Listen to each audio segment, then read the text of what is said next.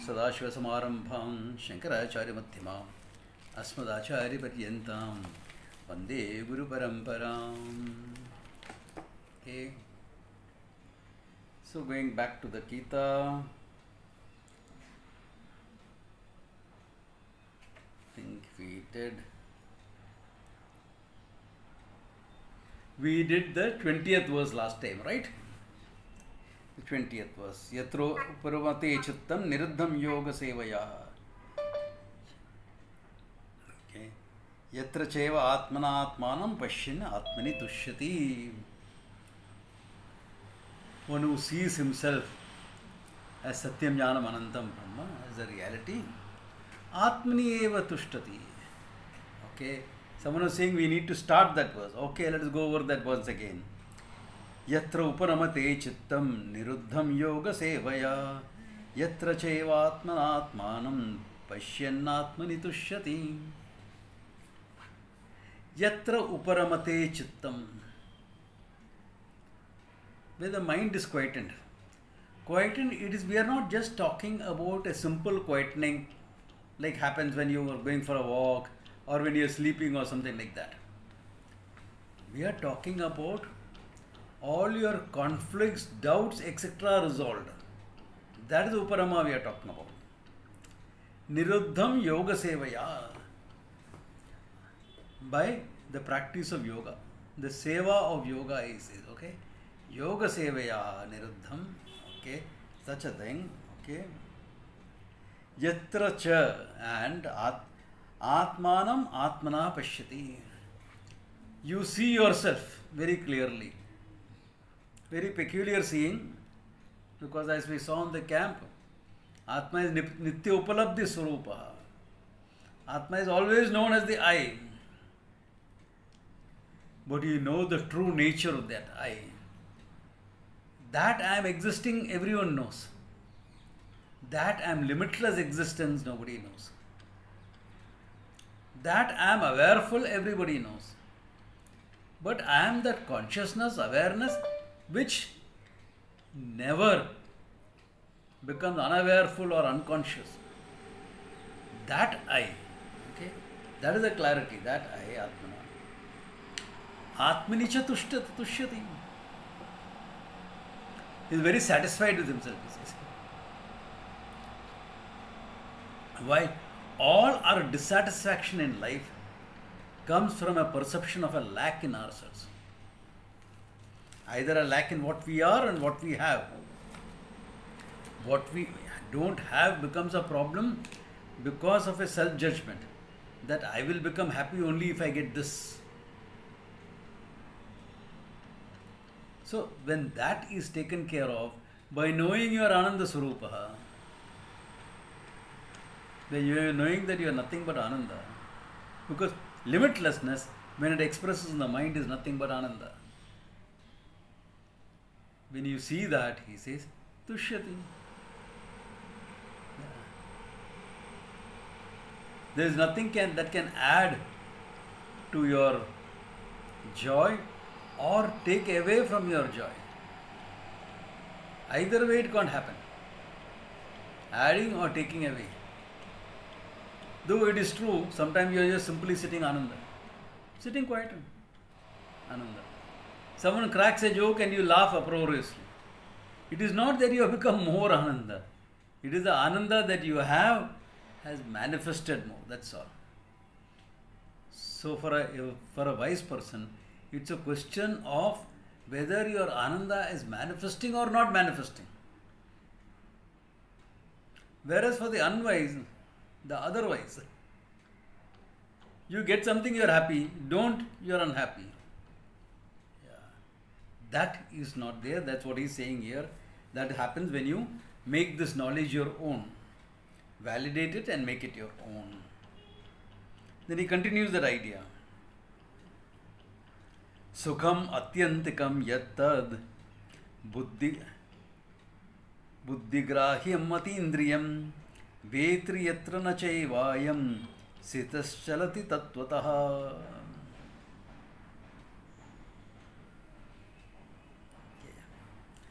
Atyantikam sukham. this great sense of fulfillment. Sukham is not mere happiness in this context. The sense of fulfillment. Atyanta concept. Yat tad buddhigrahyam, which is known to you. Buddhigrahyam. Not some sort of samadhi experience. Because samadhi experience is not buddhigrahyam. Okay. This is buddhigrahyam, which is known to you. Okay. But at the same time, atindriyam, not caused by any sense pleasure, sense object, including the mind. Not caused by any atindriyam meaning which is not caused by any experience. Normally our sukhas, joys and sorrows are some experience. Gained something, lost something, ate something, saw something, heard something, great music. Yeah.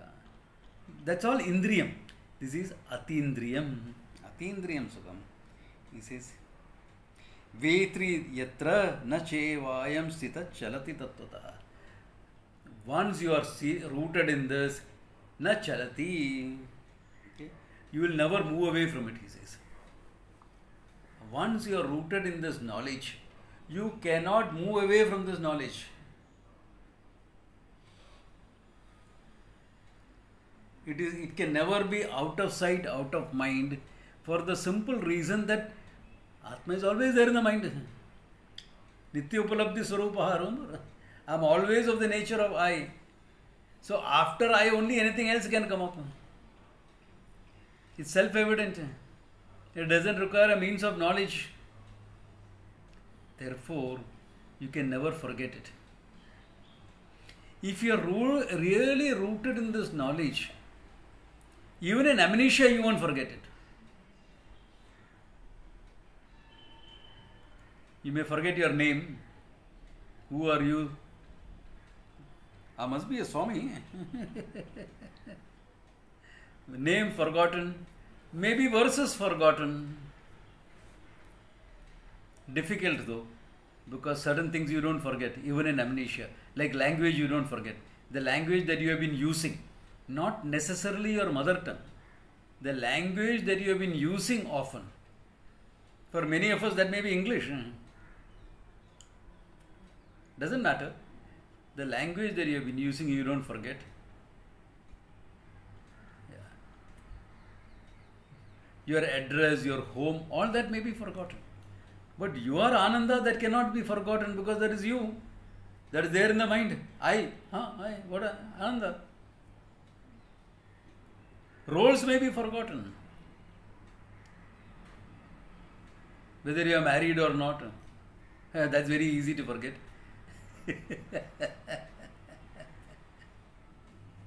Whether you have children or not, those things can be forgotten. But how can you forget I am Ananda? Right there in the mind, Ananda is there. So you may appear a little bit of a madcap character, little weird character. In the Mahabharata and all, there are stories of people like that who behaved a bit weirdly. Probably because they forgot everything else. Under some injury or something, they may have forgotten it. But the fact you are Ananda will never be forgotten. How can that be forgotten? Because not something that comes into the mind and therefore can go out of the mind. Knowledge comes in. That is true. But the knowledge is about yourself and you don't come or go out of the mind. Now, I am not talking about a vague knowledge, okay? In amnesia, etc., if you need not forget, you must have certain basic grounding in this knowledge. Basic rootedness in this knowledge. Then we are talking about. If it is vague, it is never yours anyway.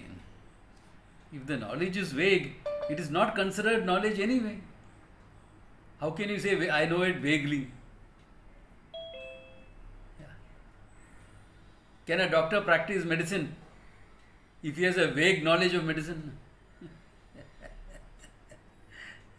At the most, he will be one of the volunteers for giving the vaccine injection, because only injection has to be given, nothing else.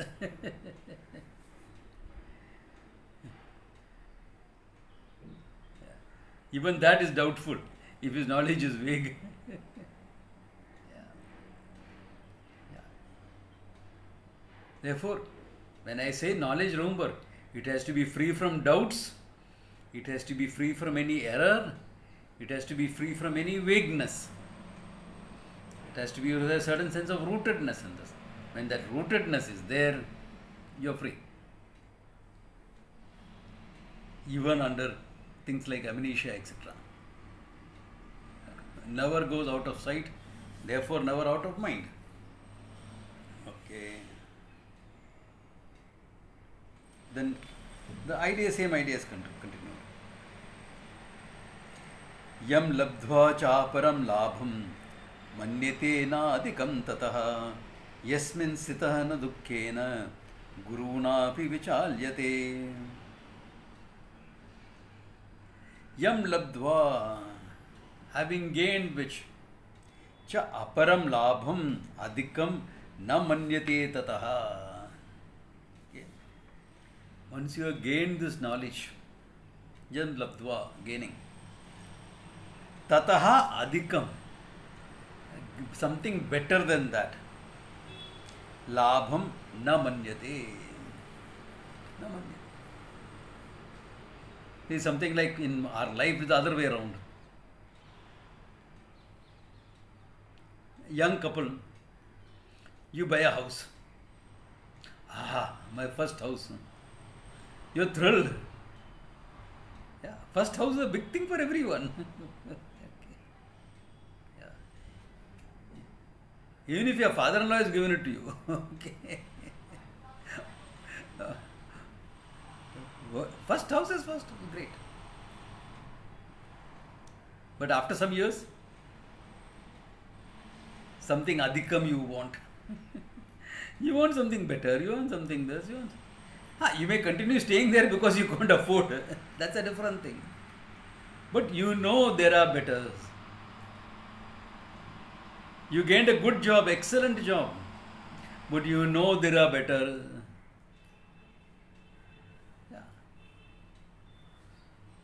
So, everything you know, there is scope for improvement. Adhikam labham is always there. Bigger gains are awaiting. Okay. But not this one, he says. Not this one. Because a comparative degree can come in only in a finite thing.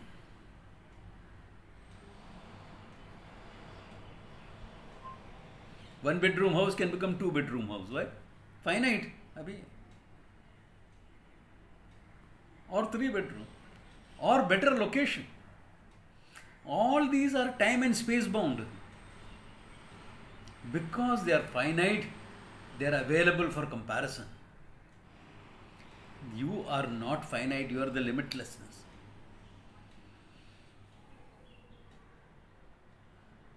If you are the limitless, how can you improve upon the limitless? How can you improve upon it? It's not available for comparison. It's not available for any comparison.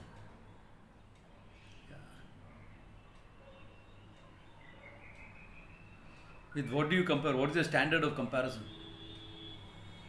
Remember, in any gain, there is a loss involved.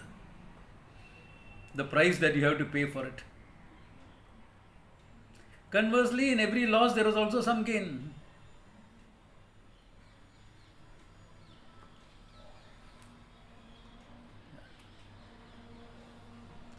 Like one lady came and told me, Swamiji, my marriage is over, loss. We are divorced. So I was sympathetic naturally. Hey, no, Swamiji, I gained my freedom. It is great. And then what is the issue then? I come back to an empty house, that's all. So in every loss there is a gain, in every gain there is a loss. Why? These are time and space bound. These are relative. They are finite. Only in the infinite there is no loss involved. It's a gain without a loss.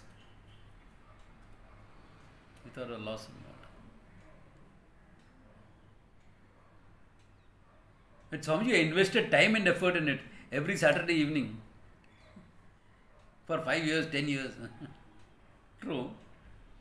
That is true. And in the process you gained what is timelessness.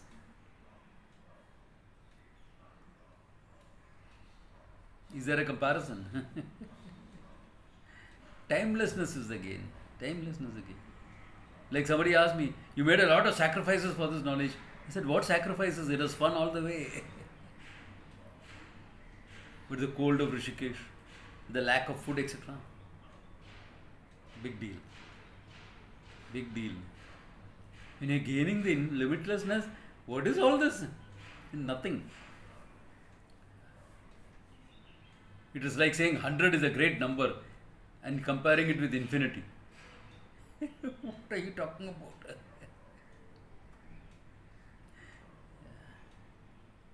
I had to give 100 rupees to get $1 million. Will you even talk about that 100 rupees?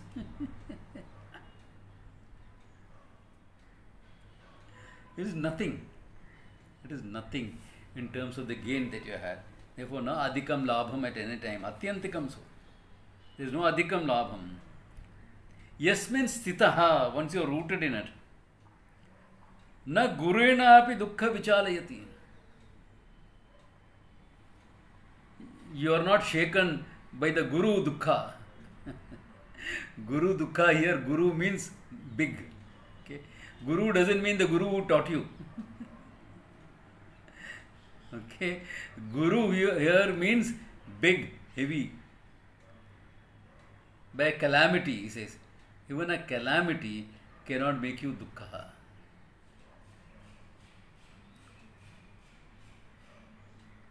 But Swamiji, I have seen you going to people where people have had big losses in their life and you empathize with them. Of course, you are a human being, you will empathize. Does that mean you are shaken by that grief?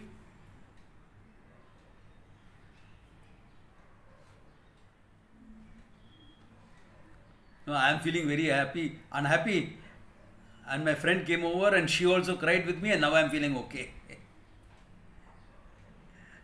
That's okay for your lady friend. For your lady friend, that's okay. It's good. It's even good. Okay. A guru will empathize. A wise person will empathize. But he is not shaken by that grief. If he is also shaken by that grief, how can he help you to go beyond that grief? He will not be able to. Therefore, he says, any grief, whether it is yours or somebody else's, okay, you are not shaken by it. You are not shaken. Do you recognize that it is a problematic situation? Of course you do. You are not going to go to a funeral and say, ha ha ha ha, what is life? What is death? There is neither birth nor death. You are a grinning idiot like that. Yeah, you are not an idiot. That's not what you are going to behave like. Of course you will empathize with the grief. You are a human being. You know what empathy is. You are not a Vulcan from Star Trek or Sheldon from the Big Bang Theory. Of course you will empathize with the grief. By the way, I love that serial, okay? Big Bang Theory. It's a very good one. I enjoy it. But, yeah, you're not like that.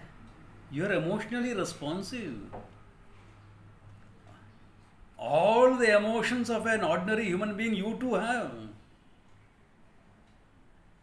There are times when I have got angry enough to wring somebody's neck. And believe me, it's not my compassion, it is my discipline as a martial artist that prevented me from doing it. Yeah, I'm not joking. Why should I be afraid of accepting it? You're human.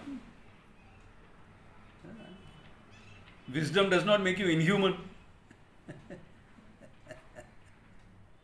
Wisdom does not make you inhuman. Like I was invited for some talk. So Swamiji, please come and see how this person is speaking. He's speaking beautifully. I generally prefer not to go, especially when I know where they are from. I said, nahi, ye gadbad hoega, then I can't agree with it, I can't keep quiet, I am in a very difficult situation. So I heard this guy talking. Very beautiful verse from the Upanishad. Anoho aniyan mahato mahiyan. The Atma is smaller than the smallest, bigger than the biggest. What a beautiful verse. What a beautiful statement. And this guy is explaining it. If he had kept quiet about it, it would have been very good. People would have taken it something mystical and moved on. But he says, the Atma, the Upanishad explains Atma in contradictory terms.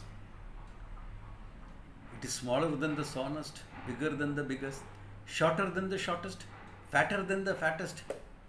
And here my hands are itching away, itching away to wring that guy's neck. How can he make a caricature of this verse, beautiful verse? Anoho aniyan, anything that you think of, it is smaller, it is smaller, it is smaller. Atom smaller, subatom, what is smaller?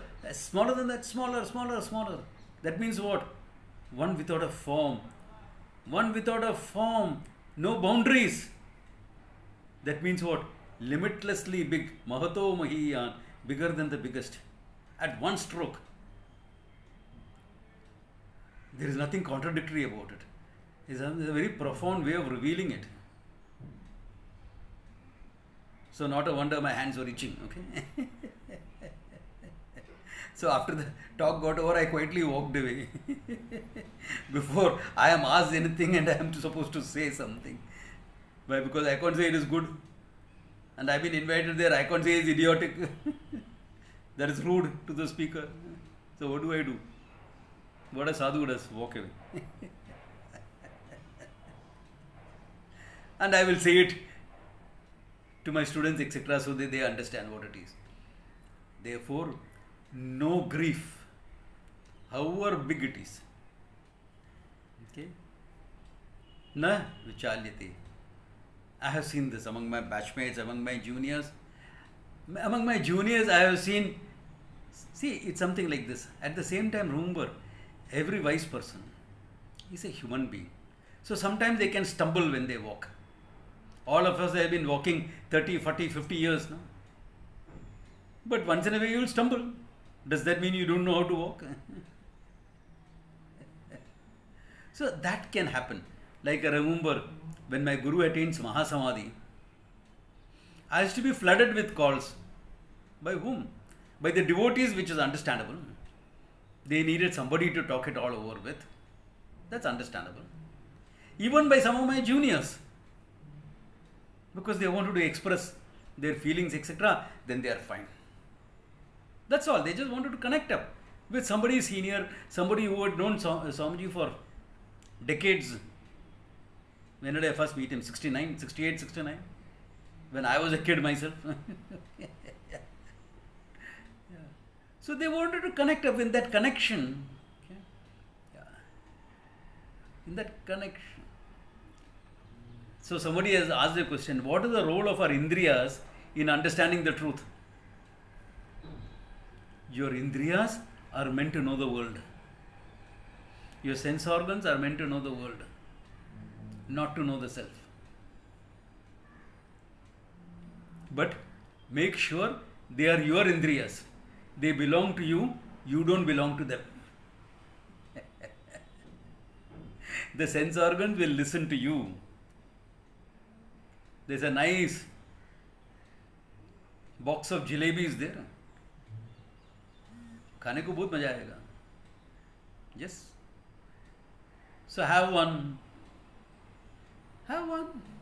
Nobody can eat just one. No, you can. Keeping your age and weight into account and health into account. Yeah, if you are a marathon runner, if you are running 10 miles every day, go eat half a dozen, no problems. Then eat half a dozen, no problems. But if you are not getting that much of exercise, then restrict to 1 or 2 pieces. Therefore, that mastery over the sense organ necessary. And use it well to know things. Use your thinking well to know the world. Knowing the truth is not cessation of thinking. It's very sharp thinking. It's very alert thinking. It's very subtle level of thinking. Your mind should be big enough to hold paradoxes in it. Your mind should be able to analyze when necessary, to go along with the words when necessary, so that when the truth is being pointed out, you can say, that is it. So, you need a certain mastered mind and body. That's all, mastered. A mind and body that listen to you. You don't have to listen to the body and mind. If you have played any sports, etc., it helps. It helps. Yeah, I'm not joking. It helps. Yeah. Samjhe, now I'm too old to play any sports. Go do some yoga. It'll help. It'll help. Because what is yoga? Putting your body in an uncomfortable position and then being comfortable there, isn't it? Ardha Matsyendriya Asana. Imagine what Purna Matsyendriya Asana will be. Yoga teachers are always puzzled when I talk about Purva Matsyendriya Asana. Okay. What are you doing? Putting your body in all sorts of contortions. So that your internal organs get a nice massage. One side is stretched, the other side is squeezed. But then, Sukham, Sthiram, Asanam, first you will make it uncomfortable. Then you have to be comfortable in that uncomfortable posture. You master the body. That's basically, that's all. You master the body. The other ways of doing it also. Yeah. Simple. Take a plank position. Everyone knows what a plank position is. Hold it for 5 minutes. You will know what mastering the body is then. 30 seconds becomes too much. 1 minute, oh, great. We set a world record. 100 people held a plank for 1 minute. So what's the big deal about that? Ask a martial artist. He'll say 5 minutes. Another way of mastering the body. Because the body rebels. For Vedanta, we don't need that much. You don't need that much. But in our day-to-day living, okay, when you have to do something and the body is saying, I'm feeling lazy, you can kick yourself on the butt and say, come, get up and do that. Good enough. That much discipline is good enough. And if you have a couple of kids, most mothers have that discipline. Yeah, if you have a couple of kids, definitely you have that discipline. Yeah. Because you have to keep running after them even when you're tired. So, you have it. You have it. Yeah. And when the kids grow older, the father gets the discipline. When their rebellion, etc. starts.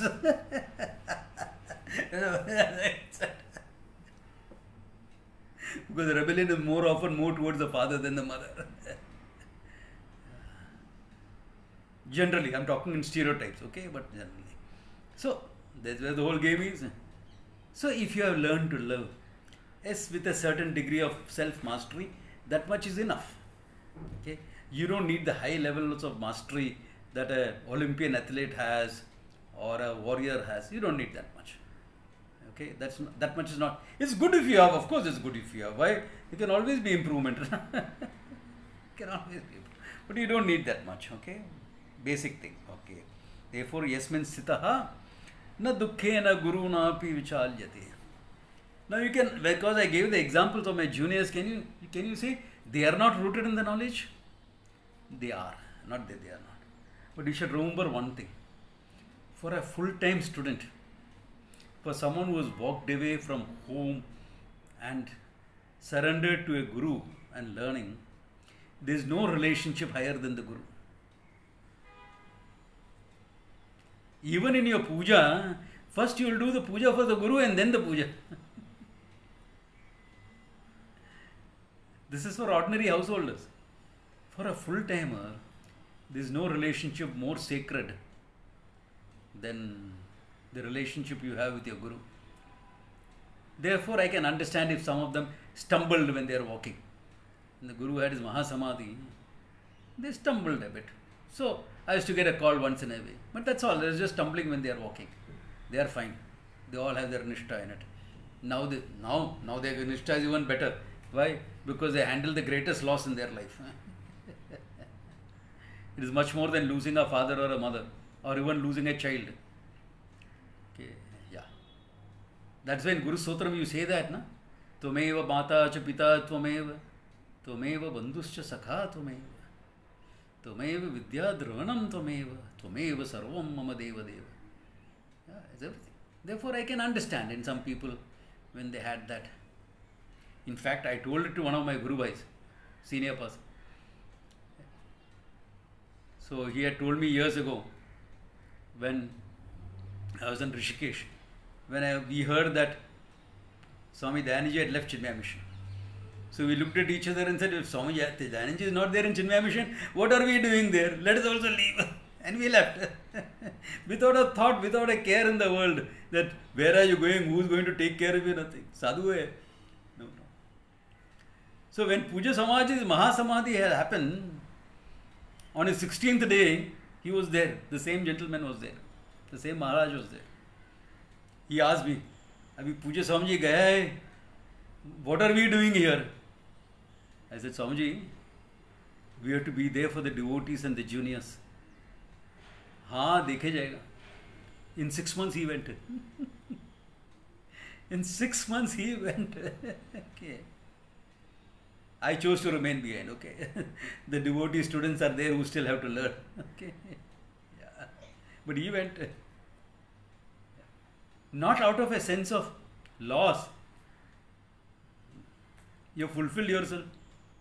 अभी क्या बात है? Like Swami Ram Tirtha walking into the Ganga at Uttarkashi. Enough.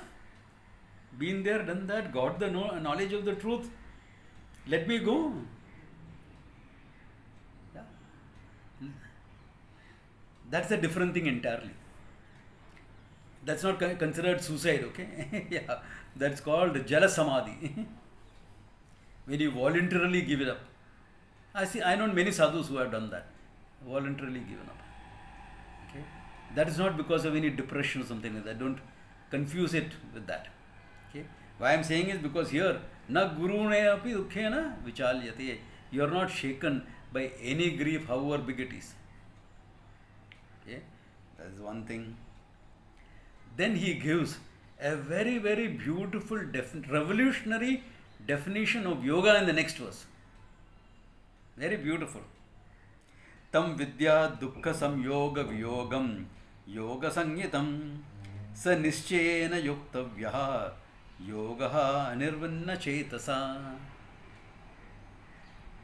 Tam vidya, know this dhyana yoga that I am teaching you as dukkha samyoga viyogaha. Yoga sanyitam. This is called yoga, he says. This that I am teaching you also is known as yoga. Yoga sanyitam.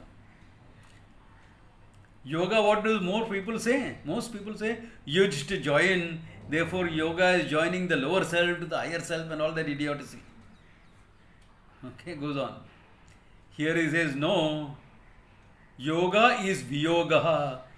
It is not joining, it is disjoining. Disjoining with what? Dukkha samyogam. Born as a human being, you have a natural association with sorrow. The unwept sorrow in every human heart. There is an unwept sorrow in every human heart.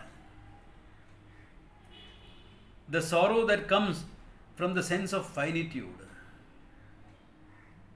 The sorrow that comes from the sense of finitude.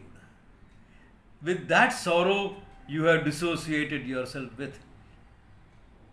Because the knowledge presents you not as a finite entity anymore. Since you are not a finite entity anymore, the dukkha that comes with finitude, the unwept sorrow that is there in every human heart, Viyogaha. You're free from. Therefore, here he gives you a different meaning of yoga as not joining but disjoining, disconnecting with. Disconnecting with the natural association with sorrow that you have as a jiva. As a jiva, you take yourself as a finite being. As a finite being, the sense of finitude itself makes you sorrowful. That vague unease that you feel when you are all by yourself, that you try to escape from by distraction of the TV, the radio, company, book, paper, etc., etc., etc., etc. That dukkha, let's say viyogaha yoga sanyatam, to dissociate yourself from that. So next time you want to give a definition of yoga, dukkha samyoga viyogaha, free from my sense of finitude. Of course, it doesn't come just out of meditation. It comes out of the learning, out of the understanding. It's purely cognitive. Meditation is to back it up, to own it up, to make it my own. To make it my own. So, nischayena yoktavyaha. Definitely take up to it, he says. Yogaha nirvinna chetasa. You take up to this yoga without any sense of discouragement, he says. Don't feel discouraged. Today my mind is not quiet. Too much of racket in the mind. There is no racket outside, but inside there is a big chatter. It's okay, it will happen. There will be some days when the meditation is very good, and some days when the meditation is pathetic. That's okay. The contemplative mind is a knack that you develop. To be with yourself is a knack that you develop in time. You know, people who have been to Kerala must have seen this. Okay. A couple of my students are in Kerala right now. So they would have seen this. If you have ever been to a coconut plantation, okay. When I was a kid, we had coconut plantation. My family had that. So the people will come to harvest. About 10 times a year, the coconuts are harvested. Roughly 10 times, 10 to 12 times they are harvested.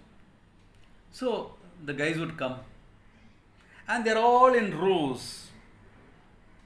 So the guy will go up one tree. Then he will harvest the ripe coconuts there. They will all fall to the ground.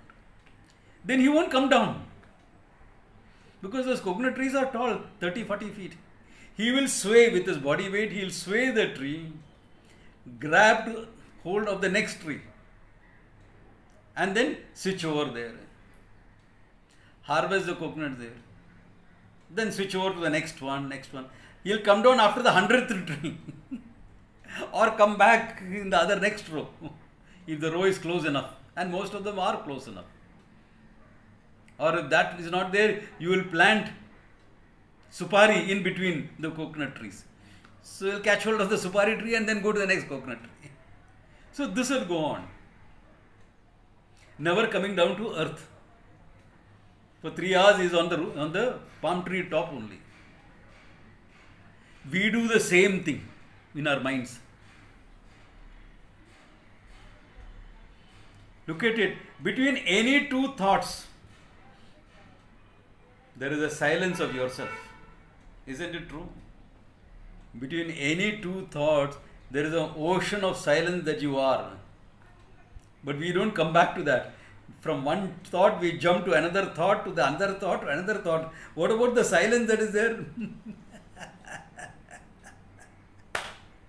Then the mind is disturbed. How can thoughts disturb the mind? There is an ocean of silence between two thoughts, number one. Number two, every thought is nothing but a wave in that ocean. So with thought you are silent, without thought you are silent.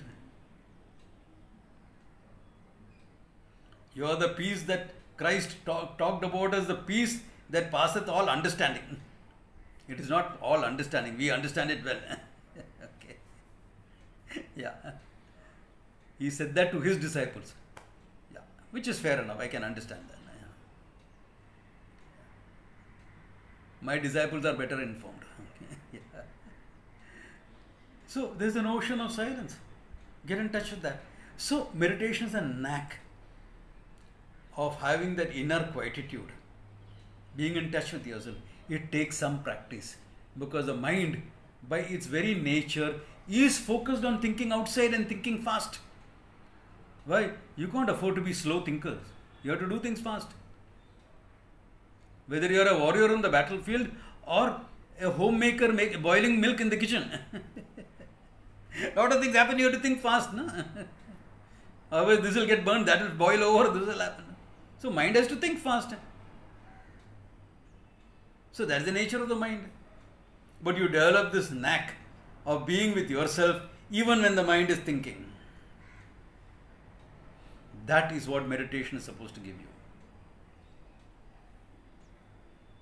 That is what meditation is supposed to give you. And once you have that awarefulness. This is what people in the Western world talk about, living in the present and all that thing. Okay.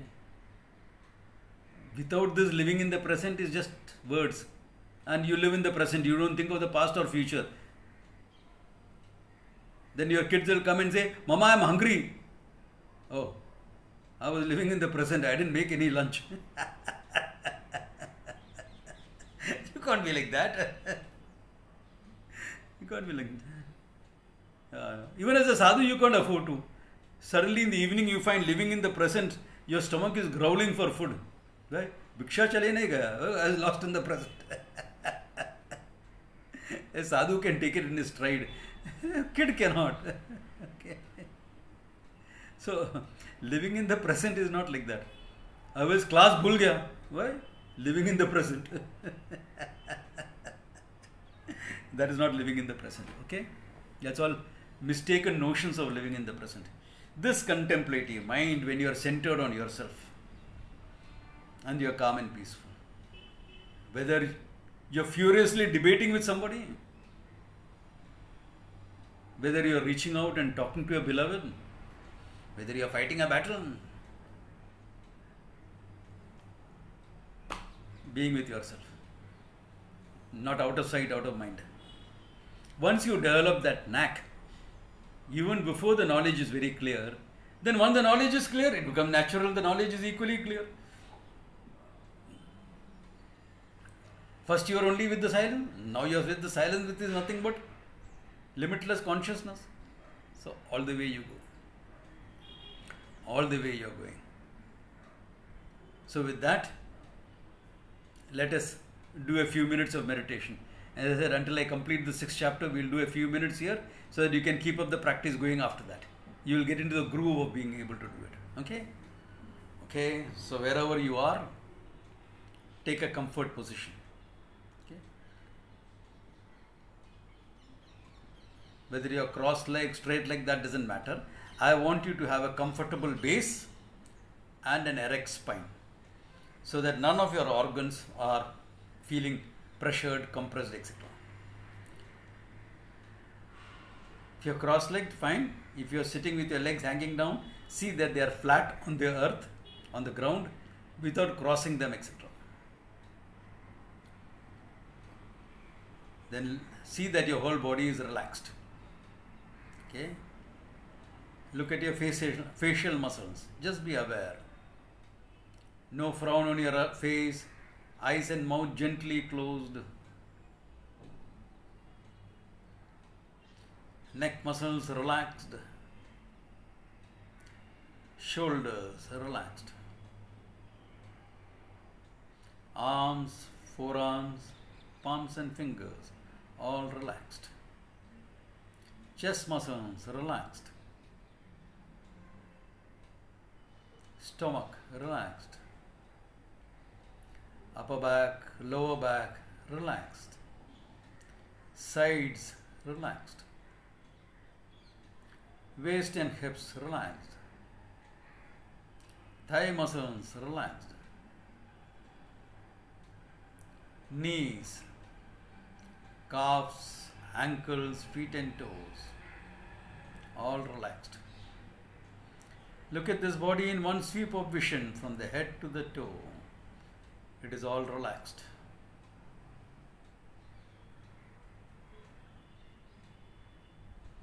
To help you quieten your mind further, just pay attention to your breathing. Breathing happens. You are just paying attention. Spend a couple of minutes just paying attention to the breath.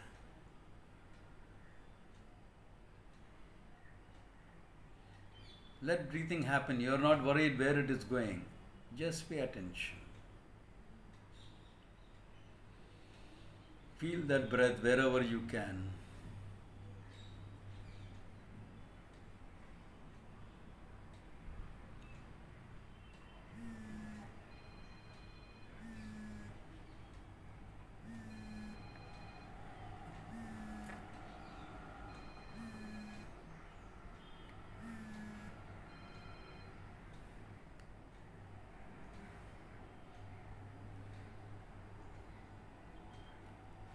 Now invoke the Lord in whatever form you can relate to.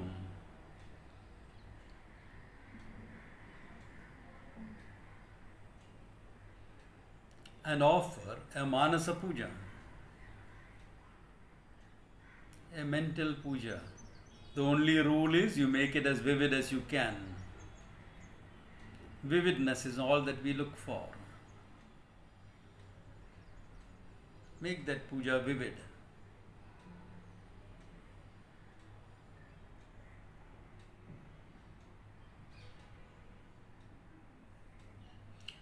Take up the Arati plate for the final Arati.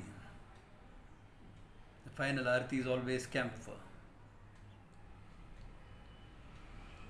See the camphor flaring up. Offer the Arati to the Lord. See the face lighted up in the light of the camphor.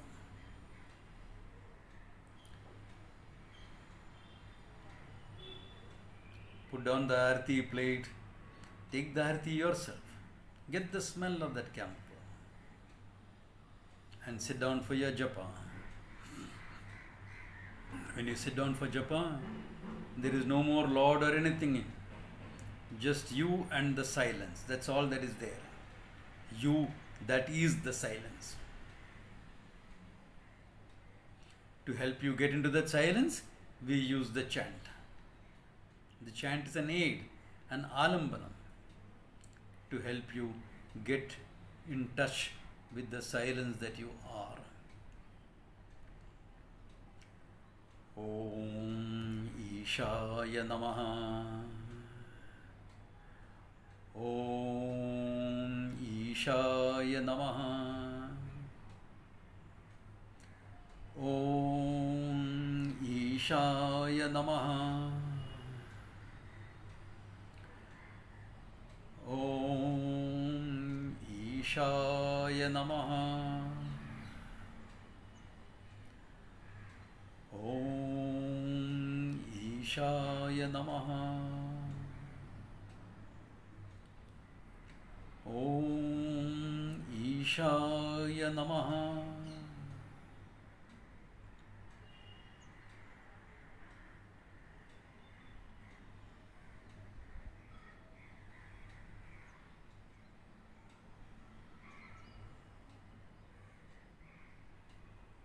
Silence before the chant, silence after the chant. Even when the chant is there, the silence is not dismissed. My words are creating thoughts in your mind. Those thoughts do not dispel the silence that you are. You are that silence. Silence awareness. Awareness, that is silence.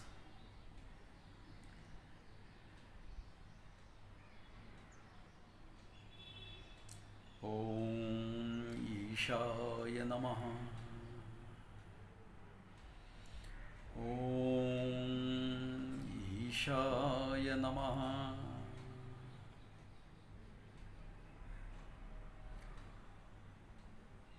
Om Ishaya Namaha.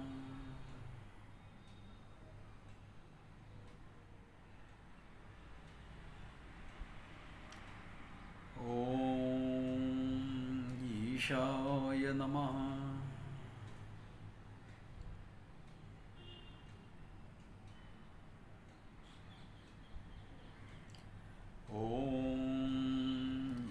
ईशाय नमः।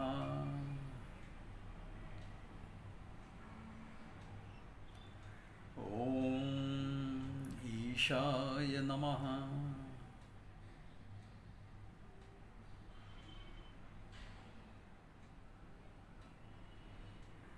You're that silence awareness, that is silence.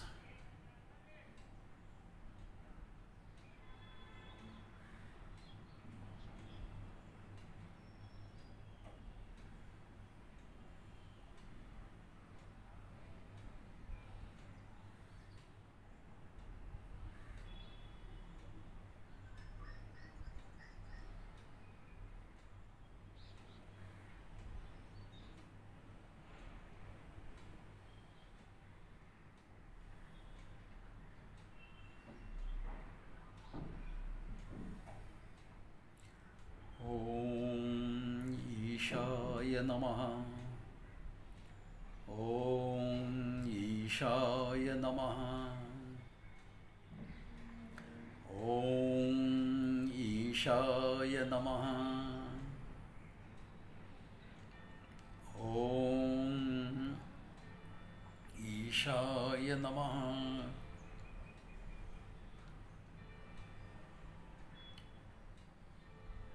ॐ ईशाय नमः।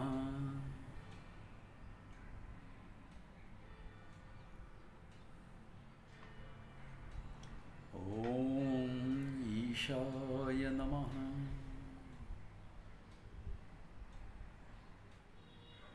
Silence awareness, that is silence.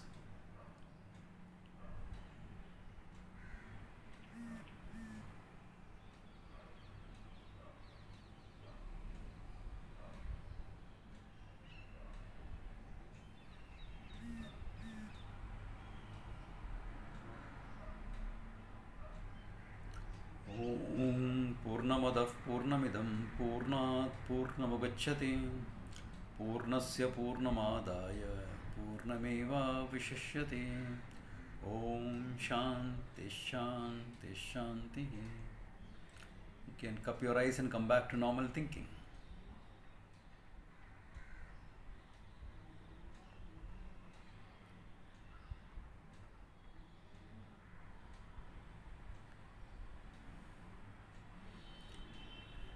Any of you have any questions or clarification on this practice, or is it simple and clear enough?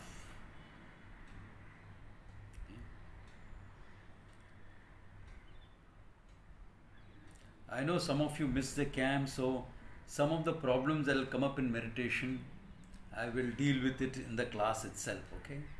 Because I dealt with it in the camp, but I know some of you could not make it, okay? So those things I will ask and when we go ahead. But I want you all to be practicing this regularly. It takes 10-15 minutes, that's all.